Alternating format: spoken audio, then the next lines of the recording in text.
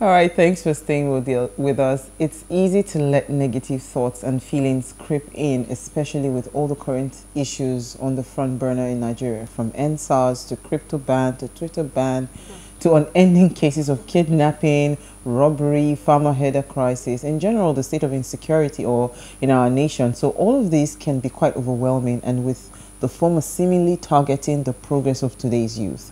Now, if you are afraid or feeling afraid, you're not alone.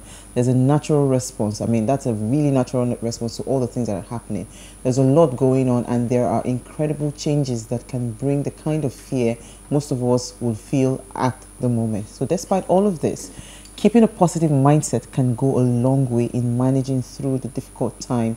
Having an attitude that looks and makes you feel a bit calm, is part of what you need to build at this time. All right, so you must try to keep an optimistic mindset towards taking out and filtering all the constant barrage of bad, discouraging news that's always hitting you. So holding on to positive attitude can help you center on things that provide you with what you need to make it through this trying time. So how do we maintain, right? If this is really important, how do we maintain the right mindset amidst all of this? Please let us hear what you have to say. Remember, you can join the conversation. Send us an SMS or WhatsApp to 081-8038-4663. I'll bring in our guest in 1 minute or two. she knows my usual language, but I just want to quickly hear. Elsie, you're always laughing, you're always happy, even when things are not. I know that in recent times you've been through some shaking things, but you keep a very happy, How are you able to do that? Before I bring in our guest, then I'll come to Isi. It's not necessary to ask that question that way, but life is one. That's how I'm able to do it. Yes. I have decided a long time ago to just have a positive outlook on everything, and I decided to be happy.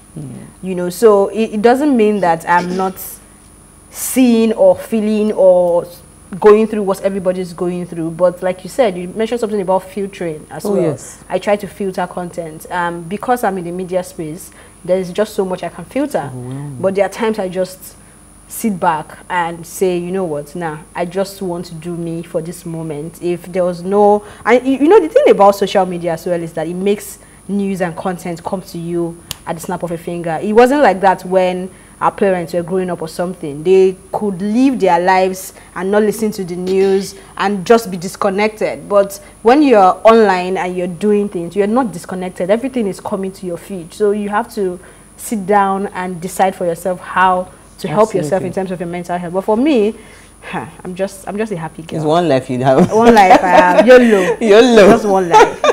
All right, how about you, Isi? For me, she's practically said it all. Is a thing of decision. You have to make that decision that, okay, whatever comes my way, you have to be happy. And you throw out all the negative energy.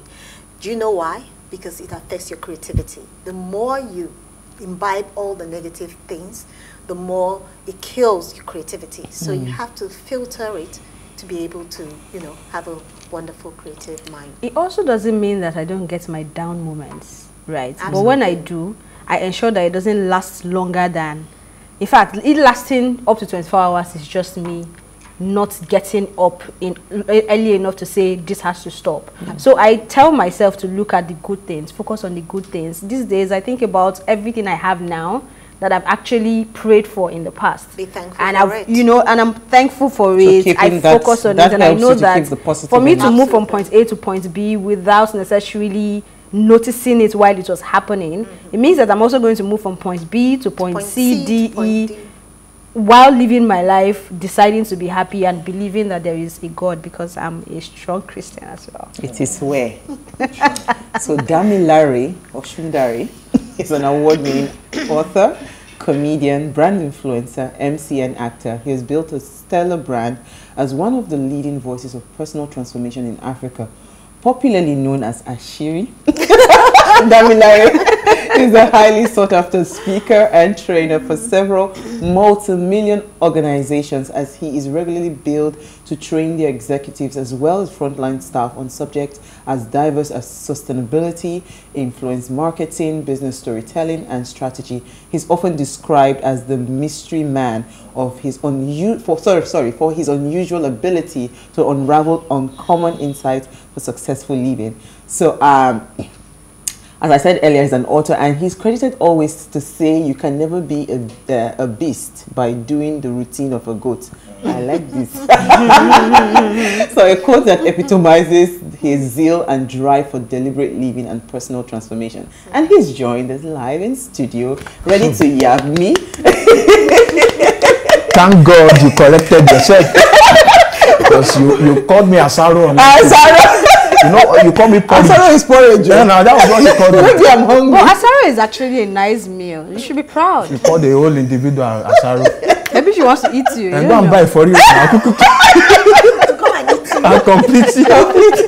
Well, thank you so much for coming to grace our set today. Yeah. All right, so before we even go into the conversation, we're talking earlier about Isi's story on Alibaba. You know, I would love to just hear like a minute or two what you think about his person and how what he symbolizes, right, in the comedy space, you know, because she was saying something about his mindset. I mean, you've had a close relationship with him, so maybe let's pick your brain as well. Well, you know, Ali is a force. Yeah, it's an industry. You know, there are levels to these things. And he's someone I've related with closely. He's more than a comedian. His intelligence is not here. So he's someone that his mind works in like a maze. So whatever you bring towards him, he has a way of processing it. So it's a blessing. It's a blessing to Nigeria. It's a blessing to the entertainment industry. And he created a premium structure that most of the young ones are enjoying now. You see people charge 300, 400, 500 conveniently.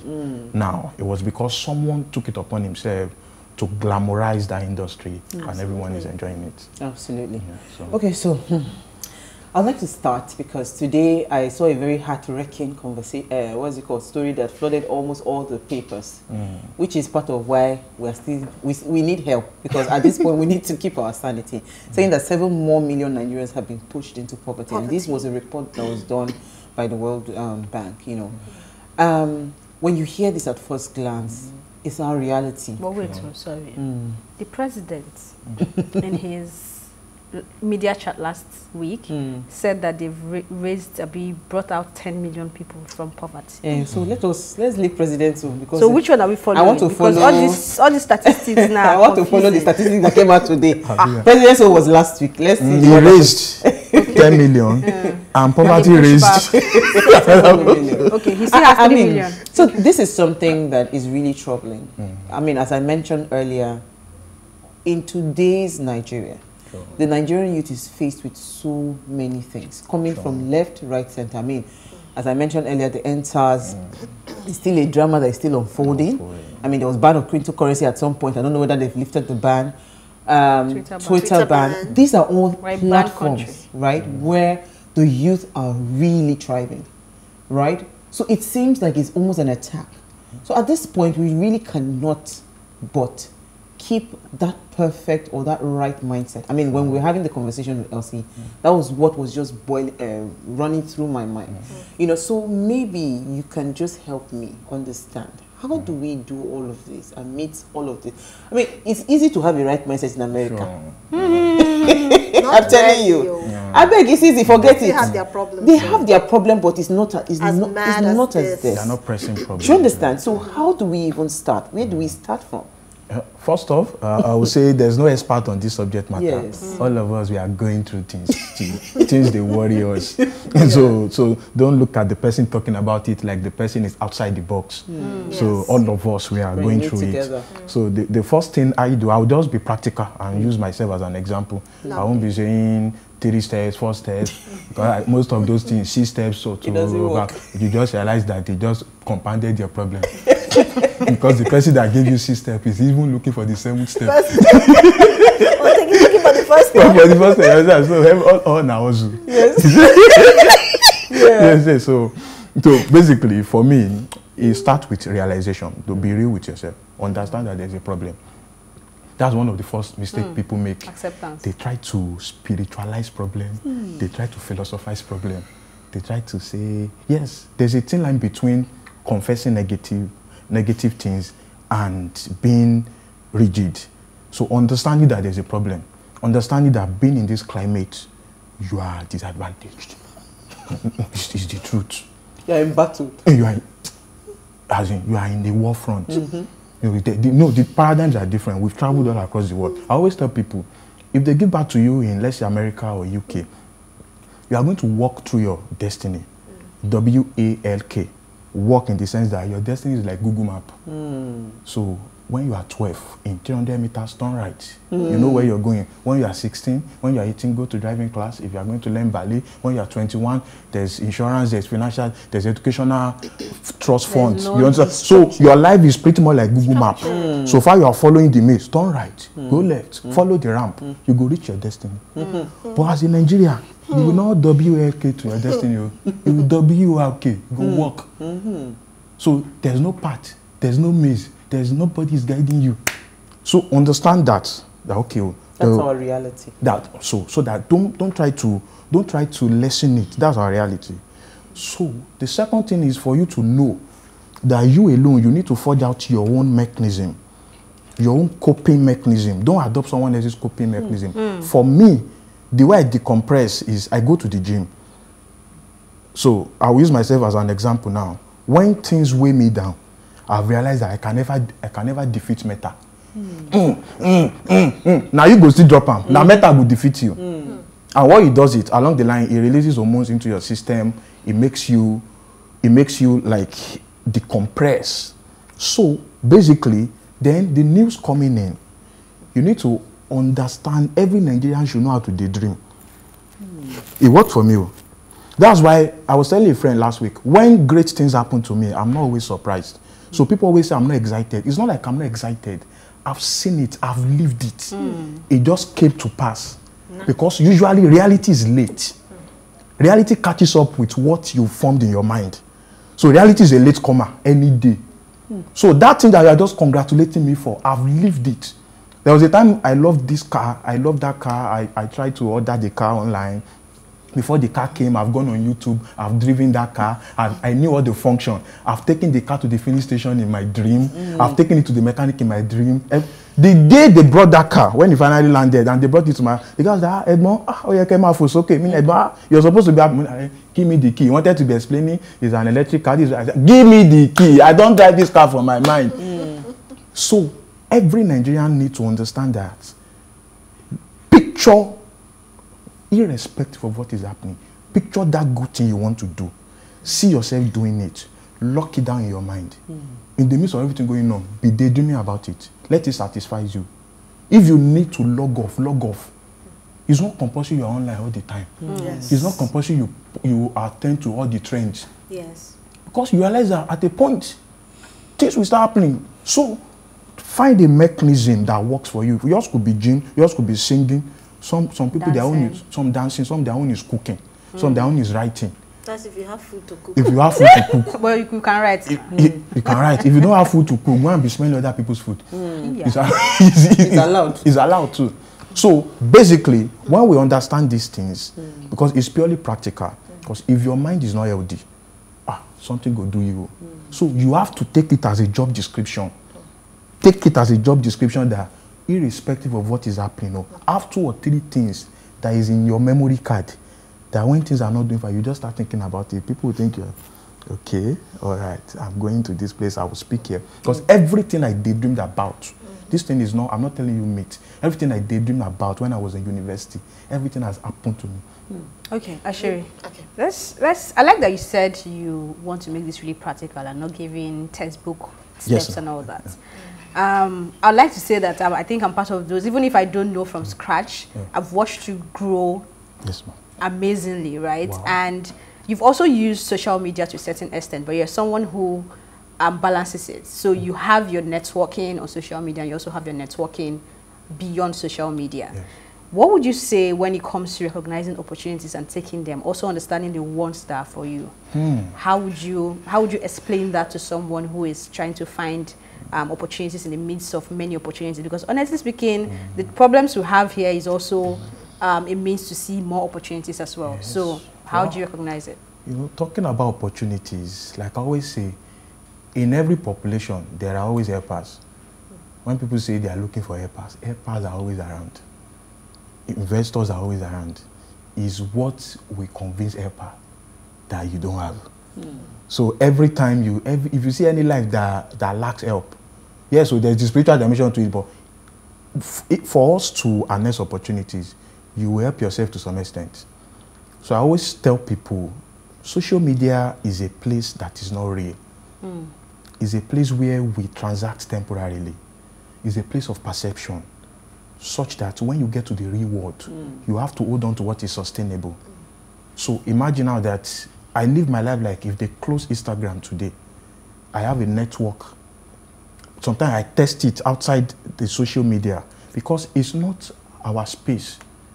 Mark Zuckerberg can wake up tomorrow now and say, no, Nigerian government can do what they did with Twitter. Look at what they did with Twitter. So I tell Nigerian youth, see, I saw so many people pitching their tents or they are putting their eggs in. No, it doesn't work that way. Don't let us negate daily living. The real thing is in the network. Nobody goes to the bank and say, I have 400K followers. Can you give me 4 million? I can't remember the last time they use your followers as collateral. That's never been Nobody has ever granted me that, oh, come, check, I'm verified on Instagram. Can you give me 5 million? Security, take him out. So we need to understand that whatever it is we have, there's someone out there that wants to interact with it. So how do we put it out? Put it out without people. See, I've discovered one secret. People like it when it is real. Yes. In fact, people like it when your story, within your story, they see flaws. It means you are real. It means they can relate with you. If it's too perfect, people are like, this guy is doctoring something. So many people are always afraid. Push it out as organic as possible. When we started video then, we didn't have phone. Me, I did not have phone. It was Arole that had phone. His phone was bad. But we're putting out like that. As sometimes if you look at those videos, you will know this one that I'm in front of your camera that see my complexion coming out. If you forget that I now have L, if you see my ogo, It was there. if not yet, that covered it. So I tell people, forget what everyone is saying, however how raw it is, however how primitive it is, put it out. Do it. Put it out. People always, I see someone came to me, he said people are not liking a post on social media. I said, let me see the post. Do you know my greatest shock? She did not like her own post. I said, a post you did not like, want other people to like. If me, I post on social media, the first person that will like it, it cannot, I will like my post first. Because it starts from me. When I like myself, people will like me. Absolutely. So, people always wait for the right time. People always wait for 10,000, 20,000. I'm a testimony. Everything I've done is bit by bit. There's power in bit. It has worked for me. I see, I'm not an advocate of telling people that do this, do that. I have people in my team that don't like reading. I created a system for them. Read 4 lines a day. Don't make it past 4 lines. So read 4 lines a day. In a week, 28 lines. Good. In a month, 120 lines. In 3 months, she has read like 2 books. So there's always the most convenient way you can get things done. Without you integrating all this, you can do all this. You can do it. This thing is temporary energy. We've been through it. Aspire to pass. It will see when they say you'll be saying. When you go out, you realize that. So I tell people, forget it. Forget the people doing great things. Break it down. All of us, we are lazy. You understand? So don't fight it. Your natural peace does not want to work. So look for the easiest way to work. Okay, you don't like... But you just progress those baby steps. It's about the baby step. It's about moving... What else he said? It's not about those giant steps. There's no sustainability in it. Now, if I miss sorry, I need to take a break. Yeah. Sorry, thank you. Let's take a break. Okay. I'll return. We're just in and out. We'll be back.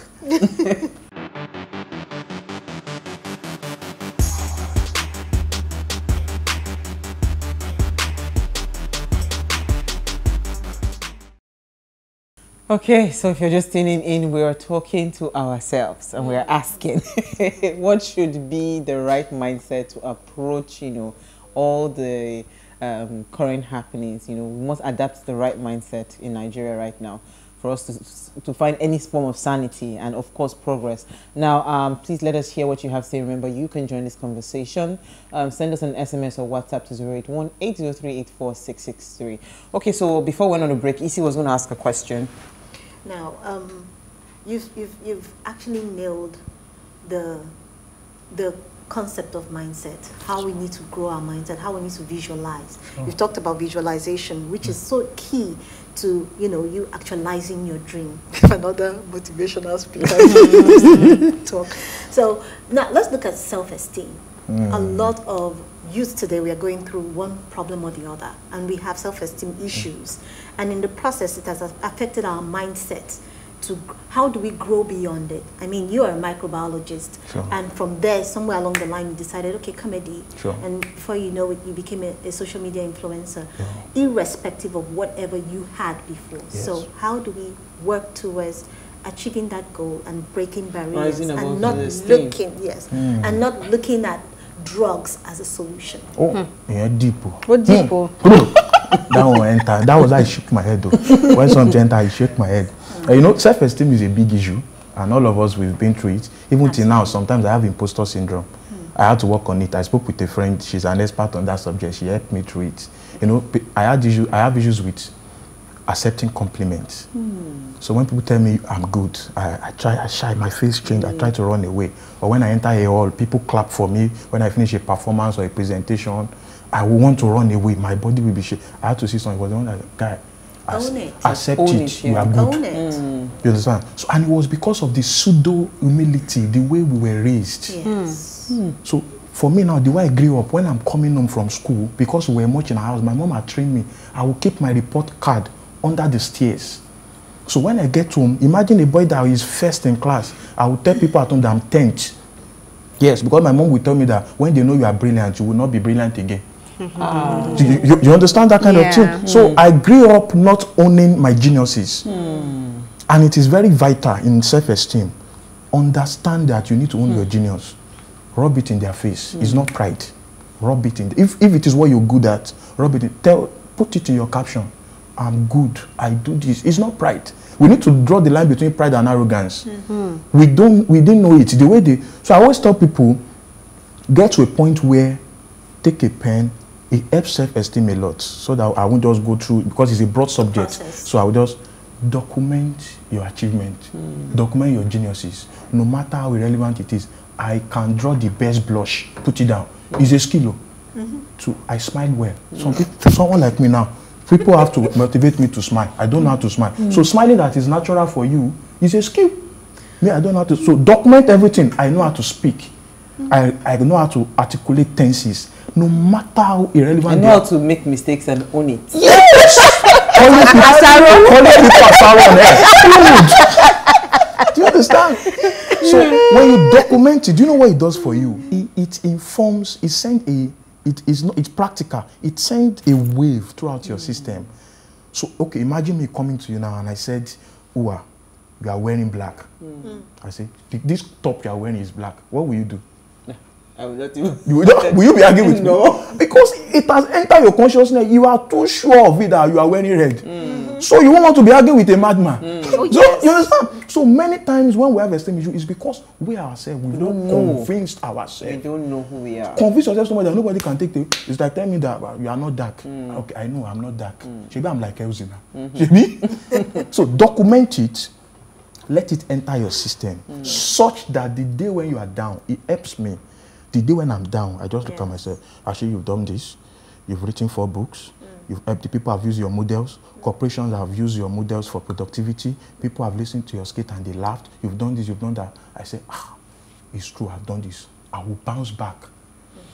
So, I want to stay on that subject of esteem, because I wanted to take it to another level. Because I remember, when you were talking about how you were raised, we as women, the mindset of a woman raised in Africa is to believe that you are dependent. You should be dependent on the man. And that has been the mindset, and it has transformed, it has moved from physical now to social media, where you see almost every young girl out there trying to look a certain way because there's an idea that this is what sexy looks like. This is what is called attractive. I mean, when you go on blogs and all of that, and turn to ants. do you understand? When you go on blogs and they tell you that, oh, it's world most sexiest girls, you see the big boobs, the big butt, and all of that, because they have given, and this mindset has been ingrained in a lot of young girls, and we are losing. You know, we are losing, like every single day. You're just losing more and more young girls into that space. How do we even try or attempt to start to correct that? Basically, it's each of us. Each of us in our sphere. I do something. Now, if I go out with Elsie, if I'm the one paying for what we are eating, I will give her my card. It's deliberate. I do it for all women around me.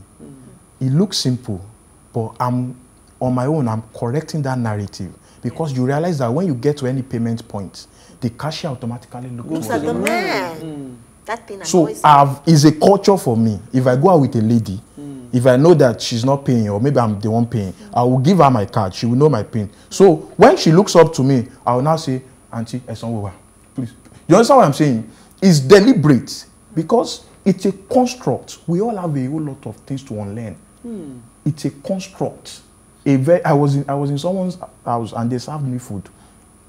And when they finished serving me food, I took the plate. I was not waiting. I was already going to the kitchen. The man was like, "Why will you do that? Okay, there are girls inside that will..." I can't be arguing with an old man. I was like, see, these are the things that a kind of guy that grows up in that kind of house will finish eating, irrespective of how tired the wife is, will stretch his leg and will say somebody should come and pack a plate. These are things we grew up with, that all of us, we need to consciously deconstruct. I'm happy that now conversations are going on concerning it. So it's about every one of us. I tell when I notice this, I don't let it pass. I don't let it slide. When I go to, if you drive through, you see a woman drive through you, I stop saying it. When they see someone driving anyhow, they say, leave her, a woman. I used to say it before. I've stopped saying it. I had to put it upon myself. So we all have this. So we have to consciously remove it. You see, that's why police are harassing us. They see a young guy, they'll be like, one woman looked at me. One woman looked at me. She wanted to drive out. She was the one, she's meant to reverse. She didn't reverse. At the end of the day, I shall try, I maneuvered so that she can go. When she passed, she just looked at me. Shall I be to that DLA? At least she didn't call you Yahoo. Just want to return your dad's car. Meaning that according to our construct, a young guy with this kind of should not be, this thing should not have matured so that he can own a kind of car like this. That's the mindset the police have. That's why they will stop you and say, why are you working? And when you say you are a digital something, they say you are Yahoo. Okay, there is a conversation I want us to just touch a bit. Okay.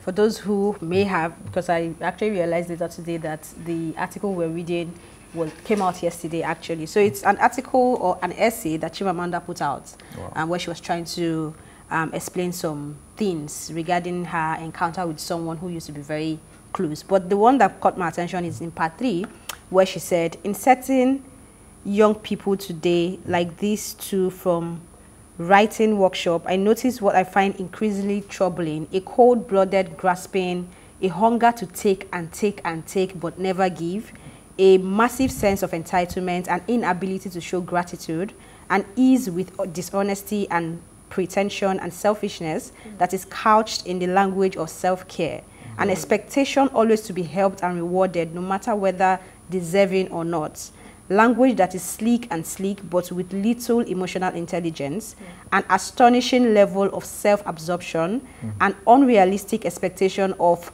puritanism from others, an overinflated sense of ability or of talent that there is any at all, an inability to apologize truly and fully without justifications, a passionate performance of virtue that is well executed in the public space of Twitter, but not in the intimate space of friendship. I mean, that the whole of part 3, I can go on and on, but I decided to take, yes, just that line. I saw the choice of words. Yeah. So what would you say to this in regards to how, I mean, we've had a conversation regarding how people react to each other on social media, or how they even come at you with the cancel culture, and you asking a question and you wouldn't see someone who would want to help you understand that question. It's always from a place of attack, always from a place of why are you doing this, and the culture of taking and not thinking of what to give back as well. You always hear you don't owe anyone anything, you know. So how did we get here, and how do we even begin to go back to understanding compassion and having passionate conversations that are not necessarily trying to bring anyone down? No, first off, the people of this generation, they are angry. We came is bitterness that was not treated. So many people that react on social media, you know, they are, first off, I don't like cancel culture. Cancel culture is a mediocre culture. Is any society where you cancel people for their mistakes, you are already killing growth. Because it's when people bounce back from their mistake that they become better. So if you cancel everyone at the slightest falling, it won't work. And you don't owe anyone anything is also a mediocre statement. You owe everyone respect. You owe everyone honor. But I don't want to go empathy. To you everyone empathy. They are basic things. You don't know what people are going through. So there are 2 categories of people. I always say it on social media in the world. Number 1, people that react. Number 2, people that respond. So people that react, they use emotions as a weapon. People that respond, they use action as a weapon. Let me give you a scenario. In an accident scene, you see some people rush to the scene. Hey, Jesus, They are reacting. They are not doing anything. They are only deploying emotion. The reward of emotion is sympathy. Emotion does not produce results. It doesn't solve problems. You now see some other people drive by in the midst of, they saw that, oh, this person is still gasping for breath. This person is still, so they pick them gently, pick them into the car, rush them to the hospital. They responded. They took action in anticipation of results. So online, we have people that react. Most of them, they react. The first thing they do is they plug in emotions to everything that is happening, and they spoil everything. So when I see people that are reacting on social media, I used to run away from them. I don't have energy.